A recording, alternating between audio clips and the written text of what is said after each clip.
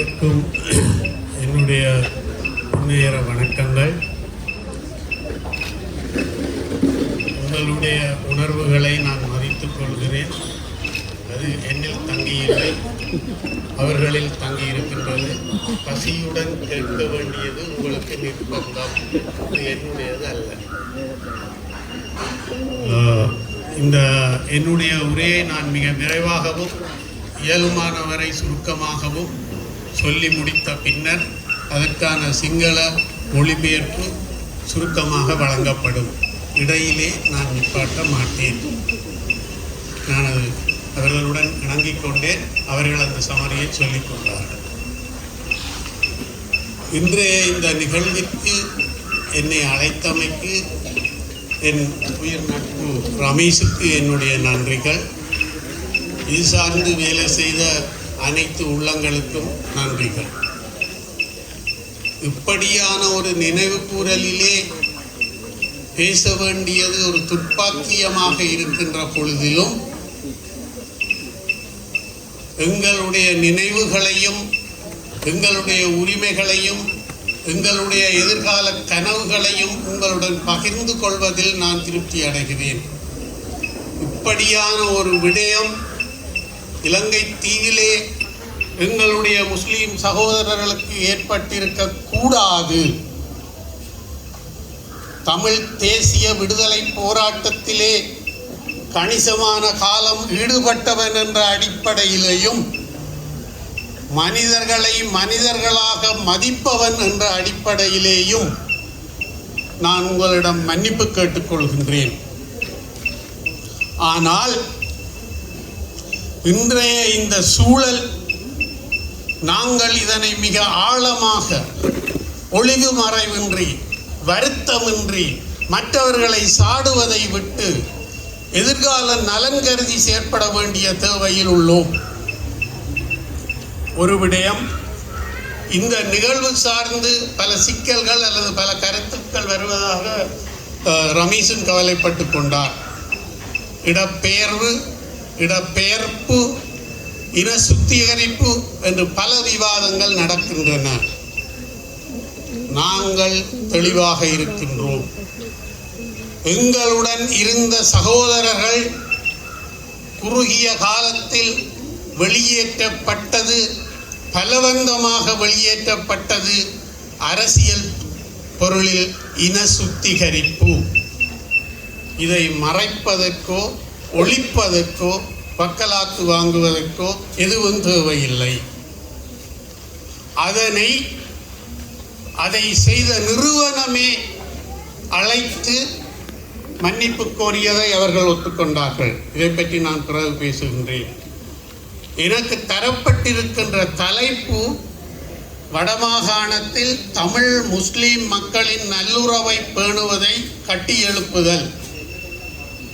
நான் கட்டி எழுப்புவதா மற்றவர்கள் கட்டி எழுப்புவதா என்பதற்கு அப்பால் ஏன் கட்டி எழுப்பப்பட வேண்டும் என்பது பற்றின ஒரு ஆழமான புரிதல் எங்களுக்கு மிக அவசியமாகின்றது. தமிழ் முஸ்லீம் உறவு என்பது இன்று நேற்று ஆரம்பித்ததல்ல. நான் பையனாக இருந்த பொழுது இஸ்லாம் மதத்தை வணங்குபவர்கள் அல்லது அதனை தங்களுடைய சமயமாக கொள்பவர்களை நான் சகோதரனாக தமிழராக பார்த்த வரலாறு எனக்கு ஞாபகம் இருக்கின்றது. என் வளர்ச்சி போக்கிலே ஒரு காலகட்டத்தில் நாங்கள் தமிழர்கள், அவர்கள் முஸ்லிம்கள் என்ற பதம் மாற்றப்பட்டு கொண்டு வருகின்றது. இது ஆபத்தானது. ஒரு புறம் இந்த விடயங்களை, தமிழ் பேசும் முஸ்லிம்களை அல்லது அவர்களுடைய வெளியேற்றத்தை, அந்த சம்பவத்தை மட்டும் ஒற்றைப்படையாக பார்ப்பது ஆபத்தானது. இதற்கு பின்னும் இதற்கு முன்னும் எங்களிடையே அரசியல் வரலாறு உண்டு. அந்த அரசியல் வரலாறுகளை இணைத்து அந்த அரசியல் வரலாறுகளின் பின்னணிகளை புரிந்து கொண்டு இச்சம்பவத்தை பார்ப்பது அவசியம் என நான் கருதுகின்றேன். இந்த சம்பவம் நடந்திருக்க கூடாது. இது ஒரு துன்பகரமான சம்பவம். ஆனால் இந்த சம்பவமே நடந்தது. சகோதரர்களாக வாழ்ந்த இனம் ஏன் இப்படியானார்கள் என்கின்ற புரிதலை எங்களுக்குள்ளேயும் அது கசப்பாக இருந்தாலும் வருகின்ற இளம் சந்ததிக்கும் நாங்கள் கொடுக்க வேண்டியது தவிர்க்க முடியாது. இதைத்தான் கிறிஸ்தவ பாதிரியார் மன்னிப்போம் மறப்போம் என்றார். தென்னாப்பிரிக்காவில் வெற்றி என்றார். எனக்கு கருத்து முரண்பாடு இருக்கின்றது. ஆனால் நாங்கள் வேறு தளத்தில் பேசிக்கொள்வோம். யாரை யார் மன்னிப்பது, எதை மறுப்பது, எதை மறப்பது என்பதை யார் தீர்மானிக்கப் போகின்றார்கள்? இங்கே ஆட்சியாளர்களா, ஆயுத குழுக்களா, பலம் வாய்ந்த சக்திகளா? அப்படியாயின் இந்த நலிவுற்ற மக்களின் உணர்வுகளை யார் மதிப்பார்கள்? இந்த மக்களுக்கான உரிமையை யார் உறுதிப்படுத்துவார்கள்?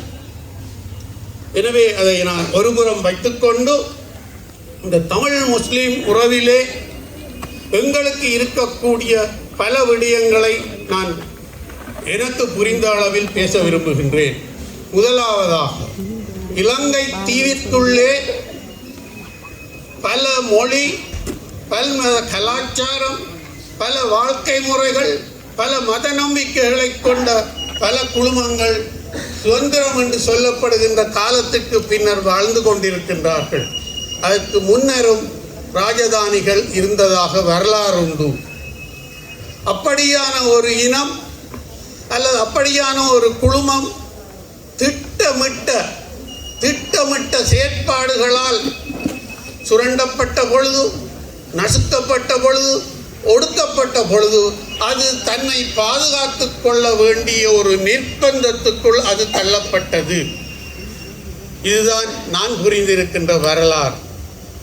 அந்த வரலாற்றிலே 30-40 வருடங்கள் அகிம்சையாகவும் பேச்சுவார்த்தையாகவும் தொடர்ந்து ஈடுபாடாகவும் இனம் சார்ந்த பிரதிநிதிகள் பேசிக்கொண்டார்கள்.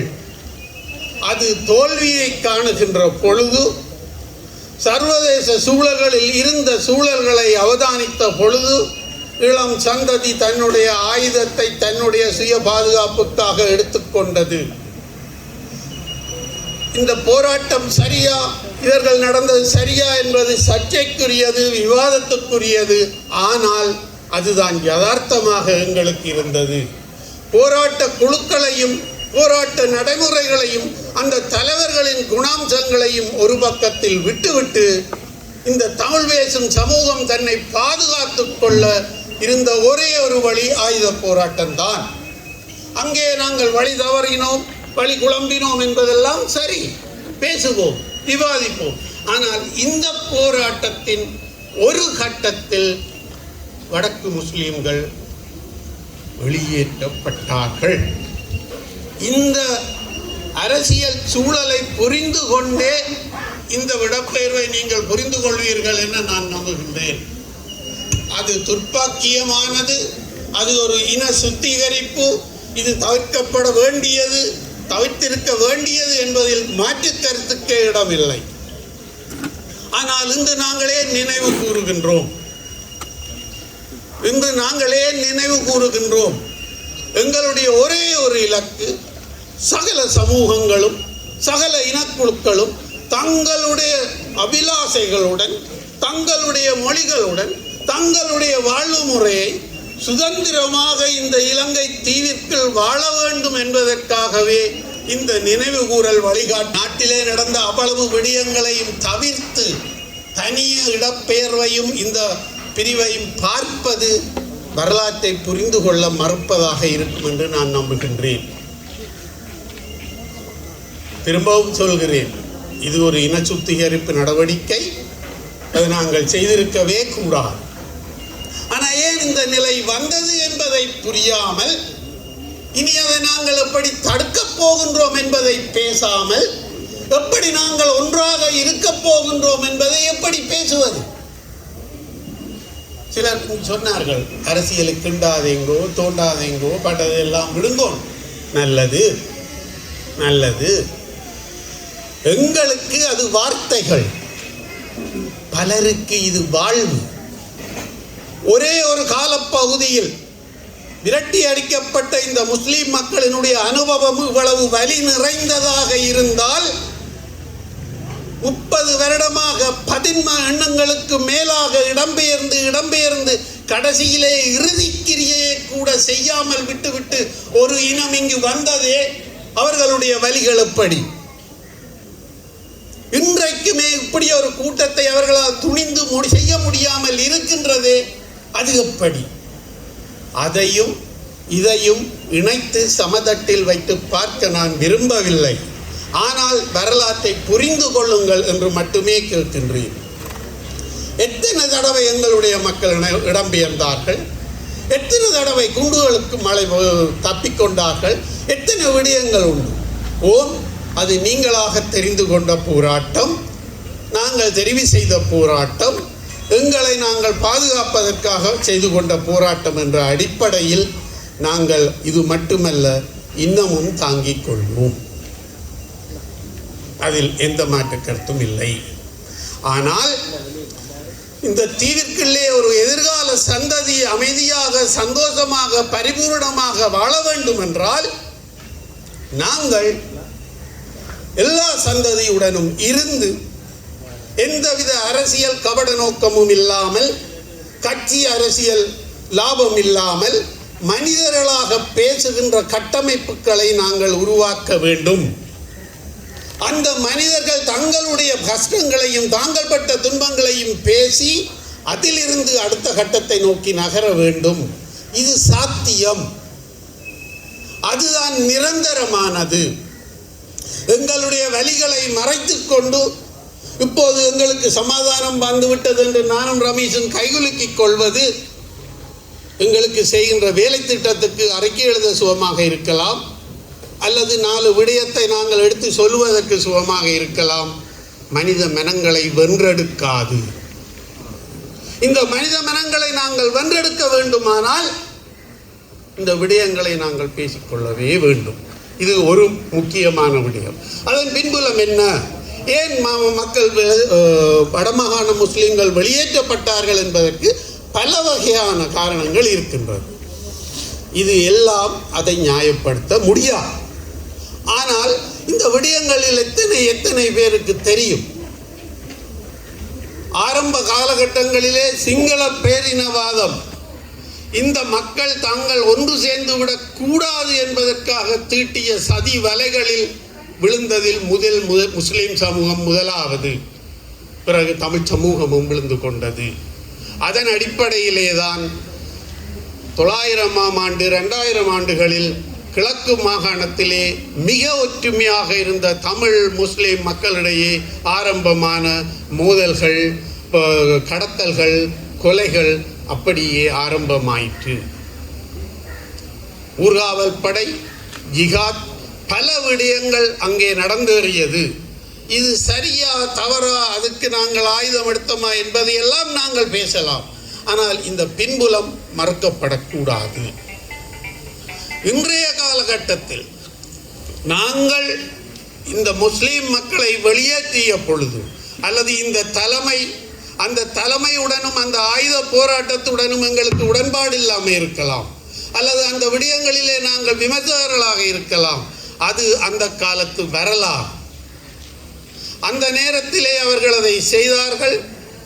2022ஆம் ஆண்டு அவர்கள் முஸ்லீம் மக்களின் ஏக பிரதிநிதிகளான முஸ்லீம் காங்கிரஸின் பிரதிநிதி ரவுஃப் ஹக்கீமை கூப்பிட்டு கிளிநொச்சியில் விடுதலை புலிகளின் தலைவர் பிரபாகரன் அவர்களுடன் ஒரு ஒப்பந்தத்தை எழுதினார். வரலாற்றிலேயே முதல் பிரபாகரன் கையெழுத்து வைத்த ஒரே ஒரு ஒப்பந்தம் இதுதான். இலங்கை அரசுடன் நோர்வேயுடன் பேசியதுகளில் பிரபாகரன் கையெழுத்தே வைக்கவில்லை. ஏன்? தான் செய்த அந்த பிழைக்காக அவர் பிராயச்சித்தத்தை தேடிக்கொண்டார். அதிலிருந்து நாங்கள் கட்டி எழுப்ப வேண்டிய இந்த போராட்டம் திரும்ப ஒரு அச்சுக்குள்ளே சுழறுவது போல் ஒரு பிரச்சனை எனக்கு இருக்கின்றது. எங்களுக்கு நிறைய நிர்வாக பிரச்சனைகள் இருக்கின்றது, காணி பிரச்சனைகள் இருக்கின்றது, நிறைய பிரச்சனைகள் இருக்கின்றது. அந்த ஒப்பந்தத்திலே அவர்கள் கையெழுத்திடுகின்ற பொழுது அவர்கள் மிக தெளிவான விடயங்களை அங்கே சொல்லி இருக்கின்றார்கள். முஸ்லிம் மக்களினுடைய காணிகள் முஸ்லீம் மக்களுடைய விவசாய நிலங்கள், முஸ்லீம் மக்கள் போராட்டத்துக்கு வரி கொடுக்கக்கூடாது, கடக்கக்கூடாது என்ற பல விடயங்கள் கைச்சாத்திடப்பட்டு வடக்குக்கு வருகின்ற முஸ்லீம்களுக்கு தங்களுடைய பகுதிகளுக்கு தாங்கள் பொறுப்பு என்ற உத்தரவாதமும் அவர்களால் கொடுக்கப்பட்டது. இதற்கு மேலால் எங்களுடைய அரச நிர்வாகமும் அரசியல்வாதிகளும் செய்கின்ற சூழ்ச்சிகளும் கொள்ளை கோஷ்டிகளும் இதற்கு வழிவகுத்ததே தவிர தமிழ் பேசும் மக்கள் இவர்களை தடுத்ததாக ஒட்டுமொத்தமாக சொல்வது தவறு என்று நான் நினைக்கின்றேன். அதே போன்று முஸ்லீம்கள் எல்லாரும் எங்களை காட்டிக் கொடுத்தார்கள் என்று ஒட்டுமொத்தமாக சொல்வதையும் நிராகரிக்கிறேன். இந்த பிரச்சனையை நாங்கள் புரிந்து கொண்டு, இந்த பிரச்சனையை நாங்கள் எடுத்துக்கொண்டு அடுத்த கட்டம் போக வேண்டிய தேவை எங்களுக்கு உள்ளது. இது இடப்பெயருக்கு பின்புலமாக நாங்கள் யோசிக்க வேண்டிய சில விடயங்கள் பற்றிய என்னுடைய கருத்து. அடுத்ததாக, இந்த இடப்பெயரின் போதும் மிக குறைவான குரல்கள் இவர்களுக்கு சார்பாக எழுந்தாலும் இடப்பெயர்வின் பின் ஒரு குறிப்பிட்ட காலத்தில் தமிழ் சமூகத்தில் இருந்தும், தமிழ் புத்திஜீவிகளிடம் இருந்தும், தமிழ் அரசியல்வாதிகளிடம் இருந்தும் இதற்கான கண்டனங்களும் மன்னிப்பு கோரல்களும் அறிக்கைகளும் தாராளமாகவே வந்திருக்கின்றது. இதை விரும்பாதவர்கள் இதை குறை கூறலாம், ஆனால் வரலாற்றிலே அந்த நிறையவே இருக்கின்றது. 2011ஆம் ஆண்டு கூட தென்னிலங்கையிலே இருக்கின்ற தமிழ் சிங்கள முஸ்லீம் செயற்பாட்டாளர்கள் யாழ்ப்பாண இடப்பெயர்வு பிழை என்று கையெழுத்து வேட்டை செய்த பொழுது அதை முன்னின்று இங்கே செய்து அதற்கு கையெழுத்தும் வைத்து அதற்கான ஆதரவையும் தேடி கொடுத்தவன் நான். இன்று வரை என்னுடைய நிலைப்பாடு அதுதான். எங்கே முஸ்லீம் சமூகம் விழித்துக் கொள்ள வேண்டும் என்று கேட்டால், இன்றைய நிலையில் தமிழ் மக்கள் தங்களுக்கான தலைவிதியை தாங்கள் தீர்மானித்தார்கள். தவிர்க்க முடியாமல் புரிதலிலே ஏற்பட்ட விடயம் நாங்கள் தமிழர்கள் முஸ்லிம்கள் என்று மாறுபட்டிருந்தாலும் இவ்வளவு கொடுமைகள், இவ்வளவு கட்டமைக்கப்பட்ட விடயங்கள் தமிழ் மக்களுக்கு நடக்கின்ற பொழுது முஸ்லிம் அரசியல்வாதிகள், முஸ்லிம் சிவில் சமூகம், முஸ்லிம் மக்கள் இன்னமும் பொது வழியில் ஒரு நிலைப்பாட்டை எடுக்கவில்லை. இதுதான் துன்பகரமான விடயம். தமிழ் முஸ்லிம் உறவு வளர வேண்டுமானால் சரியோ பிழையோ நாங்கள் நிலைப்பாடுகளை எடுத்து இருந்து பேசி அதை செய்ய வேண்டும். தமிழ் சமூகம் இன்றைக்கு நடப்பது தனக்கு இனப்படுகொலை என்ற நீதியை சர்வதேசத்தில் கோருகின்றது. எங்களுக்கு போர்க்குற்றங்கள் நடந்திருக்கின்றது கோருகின்றது.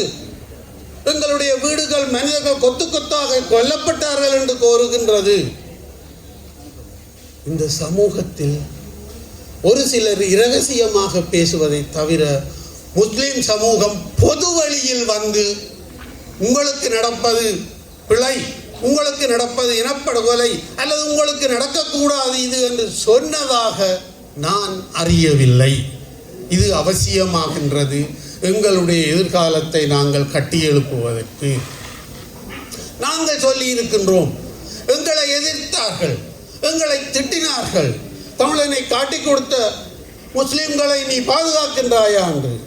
எங்களுடைய போராட்டம் அரசியல் தெளிவும் மனிதாபிமானமும் அடிப்படை உரிமையோடும் சம்பந்தப்பட்டதே தவிர இனவரி, தமிழ்வரி, மதவரியில் உட்பட்டது அல்ல. எனவே நாங்கள் அந்த நேரத்தில் துணிந்து சொன்னோம். 2009 சொல்லவே 2000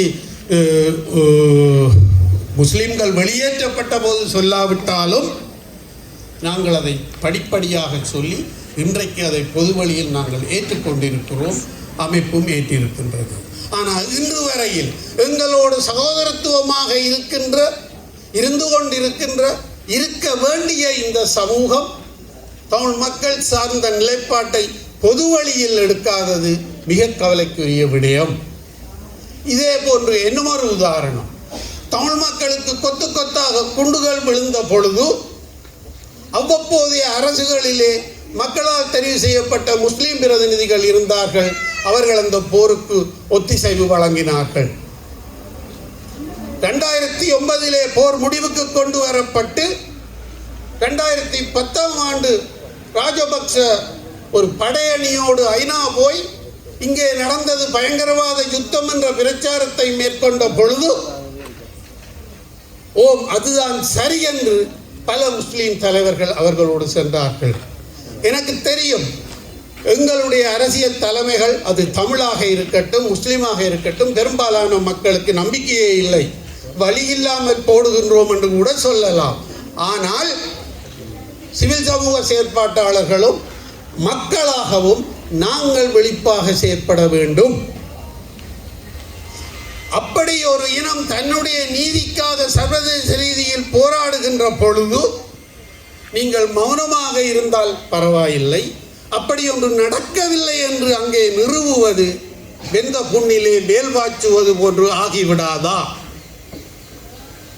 அதையும் மறந்து நாங்கள் பேசுவோம். எங்களுக்கு வேற தெரிவே இல்லை.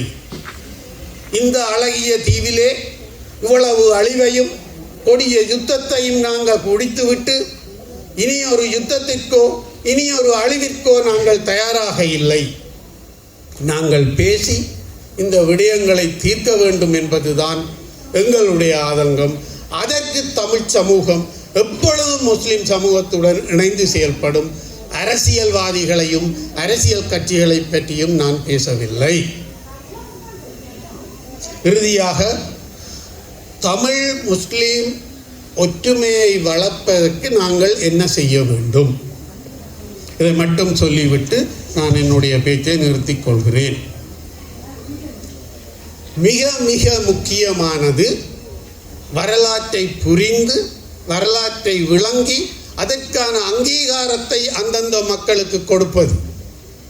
எப்படி முஸ்லிம் சமூகம் தன்னுடைய நிலமிழந்து மண்ணிழந்து தொழிலிழந்து 24 மணி நேரத்தில் அனுப்பப்பட்டது என்பதை இன்றைக்கும் நான் வெட்கமாக கருதுகின்றேனோ, அதே போன்று தமிழ் சமூகம் அனுபவித்த அத்தனை விடயங்களும் நாங்கள் அனுபவித்தது ஆயுதம் எடுத்து போராடியதற்காக மட்டுமல்ல, தமிழர்கள் என்பதற்காகவே நாங்கள் அனுபவித்தோம்.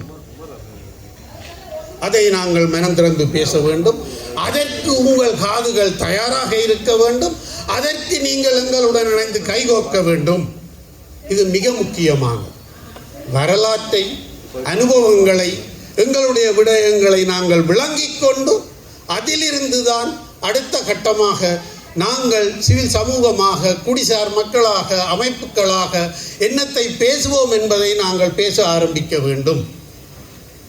இந்த மண் நீங்களும் நாங்களும் தவண்ட மண் என்றால் பிரச்சனை. ஆனால் இதை எப்படி நாங்கள் சாதிக்க போகின்றோம்? இது முதலாவதாக எங்களுக்கு நாங்கள் சரியான அரசியல் விழிப்புணர்வையும் அரசியல் விழிப்பூட்டலையும் நாங்கள் செய்து கொள்ள வேண்டும்.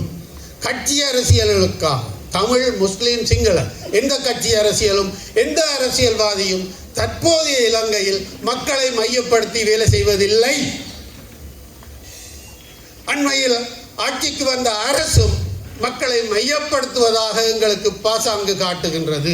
காட்டட்டும், அவர்களுடைய காலம் எவ்வளவு காலம் என்பதை நாங்கள் பார்ப்போம். இந்த மக்களிடம் வந்து சொன்னவர்கள், உங்களுடைய பிள்ளைகளை நாங்கள் காட்டித் தருவோம், உங்களுடைய வழிகளை நாங்கள் புரிவோம், உங்களுடைய சிறை கைதிகளை விடுவோம், உங்களுடைய பயங்கரவாதத்தை எடுப்போம், உங்களுக்கு காணிகளை தருவோம் என்றவர்கள் 1.5 வருடமாகியும் அதை பற்றி பேச எடுக்க மறுத்தால் 60 வருடம் நொந்த இந்த சமூகம் எப்படி நம்பிக்கை வைக்கும்? நாங்கள் செய்ய வேண்டியது இருதரப்பும் குடிசார் மக்கள், சிவில் அமைப்புகள், தேவை ஏற்படின் மத தலைவர்கள் ஒன்றாக இருந்து நாங்கள் பேசுவோம். பேசி எங்களுடைய அபிலாசைகளை, அரசியல் கோணங்களை நாங்கள் உருவாக்குவோம். இந்த நினைவு கூறல் தொடர்ந்து நடப்பதற்கு ஒரு அர்த்தம் பெற வேண்டுமானால் எங்களுடைய செயல்தான் முக்கியமாக இருக்கும். இதை நாங்கள் செய்ய வேண்டும்.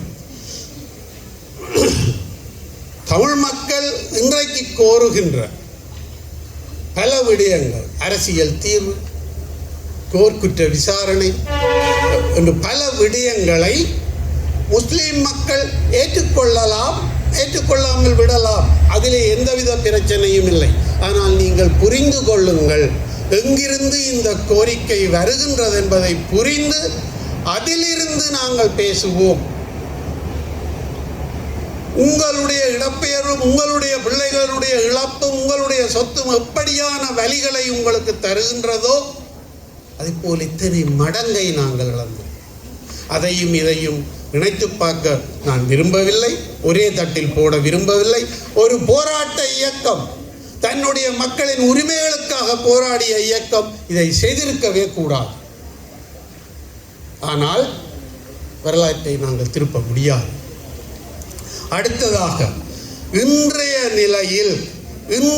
நிலையில் தமிழ் மக்கள் மிக பயப்படுவது என்னும் ஒன்று இருக்கின்றது. குறிப்பாக முஸ்லீம் அரசியலில் முஸ்லீம் மக்கள், முஸ்லீம் அரசியல் தங்களை எப்படி அடையாளப்படுத்துகிறார்கள்?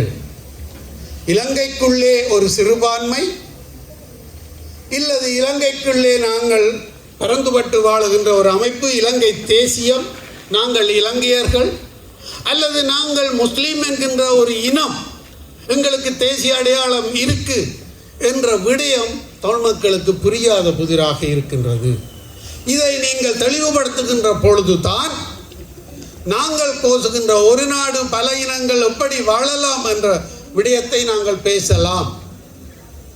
ஏனெனில் எங்களுடைய அனைத்து அநீதிக்கும் நீதி கேட்க வேண்டிய அரச கட்டமைப்பில் அல்லது அரசுகளில் நீங்கள் அமைச்சர்களாக அல்லது மற்ற விடயங்களாக நீங்கள் போய் உட்காருகின்ற பொழுது நீங்கள் அந்த கட்டமைப்பை பிரதிபடுத்துபவர்களாகவே நாங்கள் பார்க்க வேண்டியுள்ளது. எனவே முஸ்லிம் சமூகம் தெளிவுபடுத்த வேண்டிய இன்னொரு விடயம், நாங்கள் இலங்கை தேசியத்துக்குள் கரைந்திருக்கிறோமா? நாங்கள் ஒரு சிறுபான்மையா, அல்லது நாங்கள் ஒரு முஸ்லீம் தமிழ் பேசுகின்ற அல்லது முஸ்லீம் மதத்தை நம்புகின்ற ஒரு தேசிய இனமா என்பதை மிக தெளிவாக சொல்லுகின்ற பொழுது இங்கே பிரச்சனைகள் இல்லை. இதே போன்று தமிழ் பேசும் மக்கள் திரும்பவும் வடக்கு கிழக்கை இணைக்க கோருகிறார்கள். அங்கே என்ன மாதிரியான ஒரு முஸ்லீம் மக்களுடைய நிலைப்பாடு என்பதில் தமிழ் மக்கள் மிக தெளிவாக இருக்க வேண்டும், இருக்கிறார்கள் என்றே நான் நம்புகின்றேன். இணைந்த வடக்கு கிழக்கு கிடைக்கின்ற பொழுது முஸ்லிம் மக்களுக்கான ஒரு அழகு அவர்களுடைய அபிலாசைகளின் அடிப்படையில் வடக்கு கிழக்கில் பேசி தீர்மானிக்கப்படும் என்று பல அரசியல் கட்சிகளின் சிவில் சமூக கொள்கை விளப்பாடுகளில் எடுக்கப்பட்டிருக்கின்றது. எனவே நீங்கள் அதில் பயப்படவே தேவையில்லை. இந்த விடயம் எப்படி நாங்கள் பேசினாலும் எங்களுக்குள் அரசியல் ரீதியிலான நம்பிக்கை வளர்வதற்கு இது மிக மிக அவசியமானது. இவை எல்லாவற்றையும் பேசாமல் இடப்பெயர்வுக்கு நாங்கள் நீதி கோரினால் நோய் எங்கேயோ இருக்க, நோயின் அறிகுறி எதுக்கு நாங்கள் மருந்து போடுபவர்களாக மாறுவோம். நோயின் அடிப்படையை நாங்கள் புரிந்து ஒரு ஆரோக்கியமான, அமைதியான, நல்ல ஒரு சமூகத்தை நாங்கள் கட்டியெழுப்ப வேண்டும். அதுதான் எங்களுக்கு இருக்கின்ற ஒரே ஒரு வழி.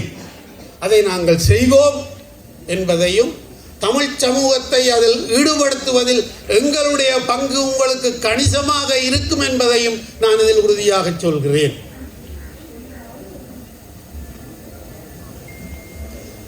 சில வேளைகளில் மிக கூருணர்வான பேசா பொருட்களை நான் பேசியதால் எதிரியாகவோ நண்பனாகவோ மாறலாம். நான் மனிதனாக இருக்க விரும்புகிறேன். என் மனச்சாட்சியின் அடியிலிருந்து பேசினேன். நான் புரிந்து கொண்ட அரசியல் இவ்வளவுதான். எது அடிப்படையோ அதை புரிந்து கொண்டு குறுகிய கால, நீண்ட கால நலன்களுக்காக இணைந்து வேலை செய்வோம். வாருங்கள். நன்றி, வணக்கம், வாழ்க வளமுடன்.